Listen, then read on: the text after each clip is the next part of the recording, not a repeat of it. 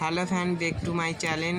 আশা করি সবাই ভালো আছো, আমিও ভালো আছি। দেখো আমি আর আমার গিরিশোনা মেলা দেখার জন্য রেডি হয়ে গেছি। তো দেখতেই পাচ্ছ সাথে আছে আমার ভাগ্নি আর ভাগনা, দুটো ভাগনা একটা ভাগ্নি। তো দেখতে পাচ্ছ সবাইকে টাটা দিচ্ছে।